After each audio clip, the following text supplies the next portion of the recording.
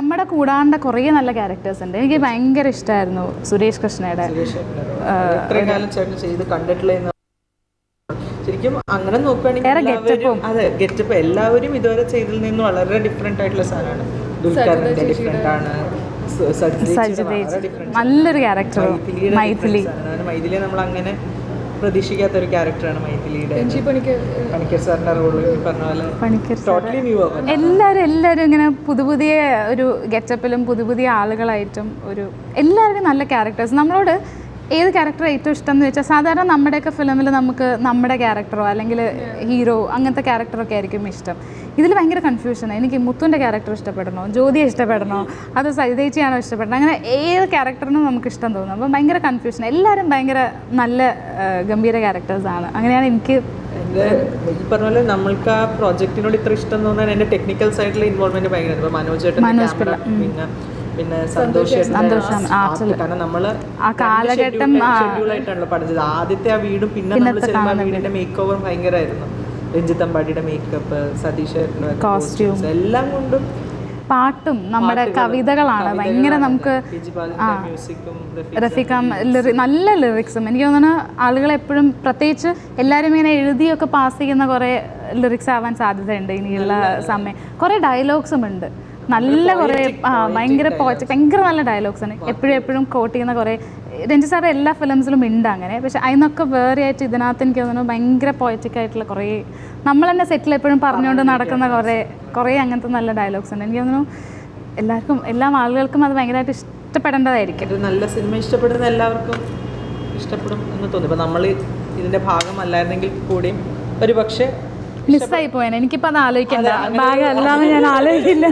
നമ്മൾ ഇഷ്ടപ്പെടുന്ന ഒരു ചിത്രം തന്നെയായിരിക്കും. അപ്പം നമ്മളായിരിക്കുമ്പോൾ നമ്മൾ പറയുമ്പോൾ നാട്ടുകാർ വിചാരിക്കില്ല അതുവരെ ഉള്ളതുകൊണ്ടാണല്ലോ എന്നുള്ളത്.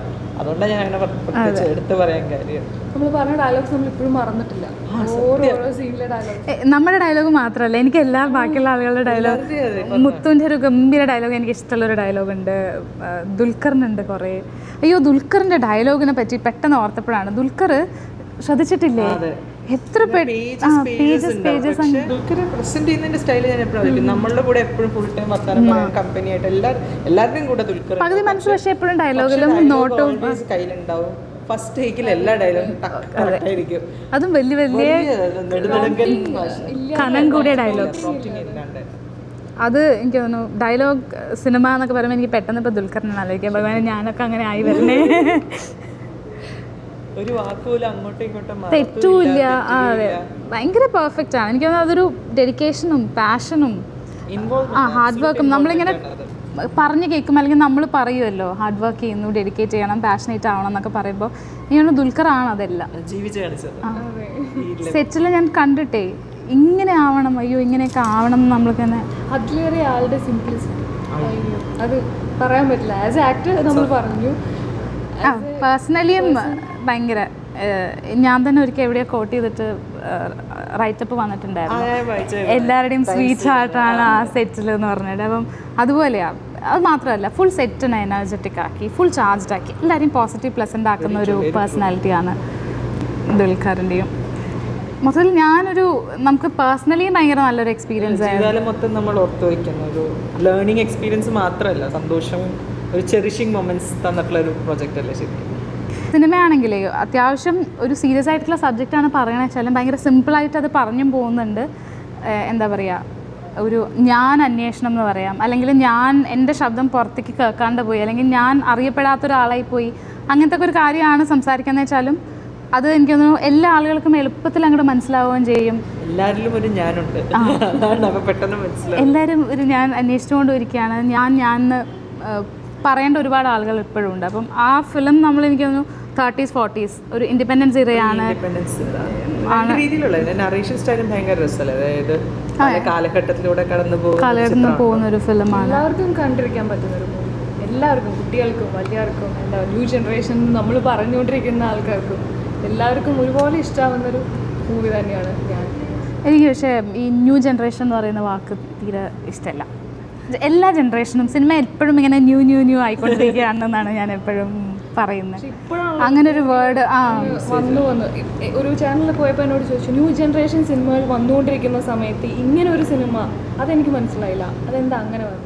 അപ്പോൾ എന്താ പറയുക, എപ്പോഴും എന്താ പറയുക, എപ്പോഴും ന്യൂ ആണ് സിനിമ. എല്ലാ തവണയും അതിങ്ങനെ സ്വയം ന്യൂ ആയി വന്നുകൊണ്ടിരിക്കുകയാണ്. പക്ഷേ ആളുകൾ ഈടായിട്ട് ആ വേർഡ് കുറച്ച് കൂടുതലായിട്ട് യൂസ് ചെയ്യുന്നുണ്ട്. അതാണ് തോന്നുന്നൊരു വ്യത്യാസം. നല്ല സിനിമ, അതാണ് ഞാനും പറയുന്നത്. എനിക്ക് അങ്ങനെ ഒരു വാക്ക് തീരെ താല്പര്യമില്ല.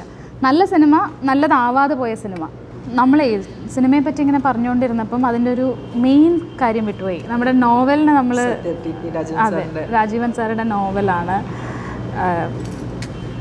നോവല് വായിച്ചപ്പോൾ ഈ ഭക്ഷണം കണ്ടപ്പോൾ എൻ്റെ ശ്രദ്ധ പോയിമ്പത്ത് പറഞ്ഞു. ഞാനതെല്ലാം ആലോചിച്ചത്, ജ്യോതിക്ക് ഇത് ഇഷ്ടമല്ലാത്തതുകൊണ്ട് ആർക്കാ വരുന്നേന്നുള്ള ആലോചിക്കായിരുന്നു. അത് ഓറഞ്ച്. അയ്യോ, അതെനിക്ക് ഇഷ്ടമല്ല, എനിക്ക് പൈനാപ്പിൾ.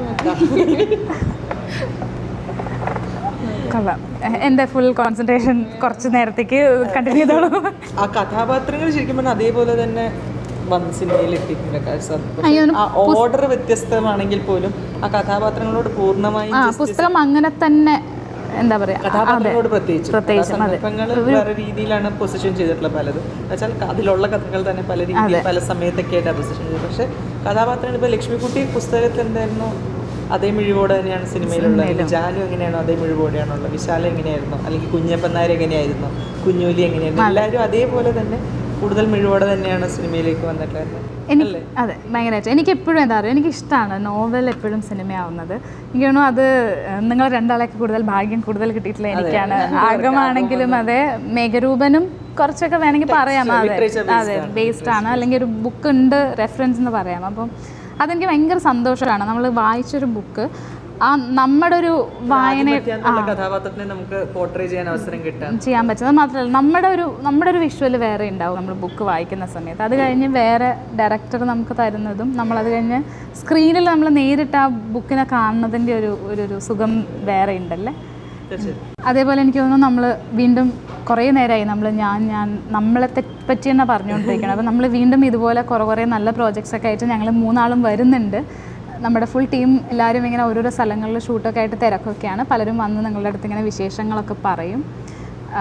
എനിക്ക് തോന്നുന്നു എല്ലാവർക്കും മനസ്സിലാവുന്ന, പിന്നെ അറിയാം നമ്മൾ കൂടുതൽ പറയണതിനൊക്കെ കൂടുതൽ ദുൽഖർ അല്ലെങ്കിൽ രഞ്ജിത്ത് സാറുടെ ഫിലിം, രാജീവൻ സാറുടെ നോവല്, ഇതൊക്കെ നമുക്കൊക്കെ ഇഷ്ടമുള്ള കാര്യങ്ങളാണ്. അപ്പോൾ അതുപോലൊക്കെ തന്നെ നിങ്ങൾക്ക് എല്ലാവർക്കും ഇഷ്ടമാവുന്ന രീതിയിലുള്ളൊരു സിനിമയാണ്. എല്ലാവരും തിയേറ്ററിൽ തന്നെ പോയി കാണണം. പെട്ടെന്ന് കണ്ടിട്ട് നമ്മളെയൊക്കെ വിശേഷങ്ങൾ അറിയിക്കും വേണം.